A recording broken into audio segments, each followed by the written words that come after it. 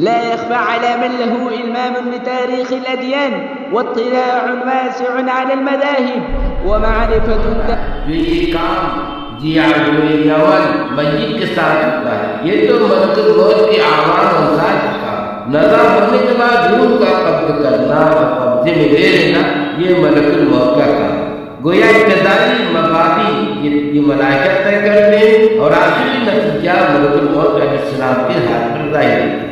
معراج کرنے کا مطلب یہ تھا کہ زندگی جیسے نعمت ہے، موت بھی ایک نعمت ہے۔ اسلام نے کہ زندگی کی تاریخ کی اور ترغیب جو کہا کہ تم دعائیں مانگو کہ ہماری عمر صالحات حسنات کے ساتھ درا ہو۔ اب یہ شخص زندہ ہے تو ممکن ہے کہ مرنے والے کے دل میں مایوسی پیدا ہو، اسے تو سب کچھ مل گیا، میری عمر ختم ہو گئی، تو اسی حالت میں تسلی دی کہ تیری موت تیرے لیے تحفہ اور روح و ریحان کا پیغام، حق تعالیٰ کی رضا اور خوشی کا پیغام، غرض اس پر راضی کہ مجھے موت آ گئی، وہ اس پر راضی مجھے زندگی مل رہی ہے، نہ یہ مایوس نہ وہ مایوس۔ اسلام نے ہر ایک کو تسلی دی، کسی حالت میں اپنے پیغوں کو مایوس نہیں کرتا۔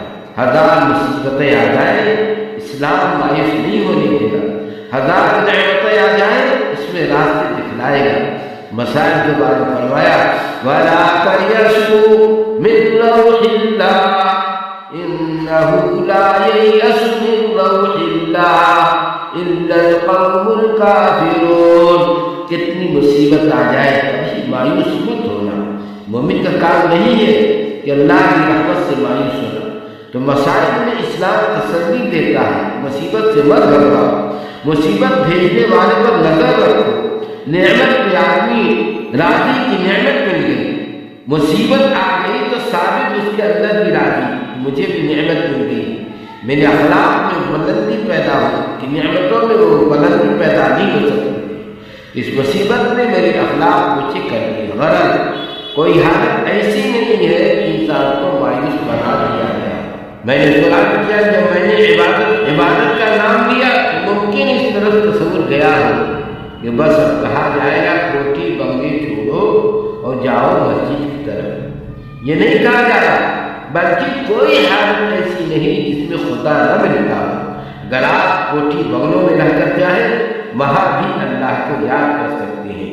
آپ کی نیت صحیح ہونی چاہیے، آپ کا رسول درست ہونا چاہیے۔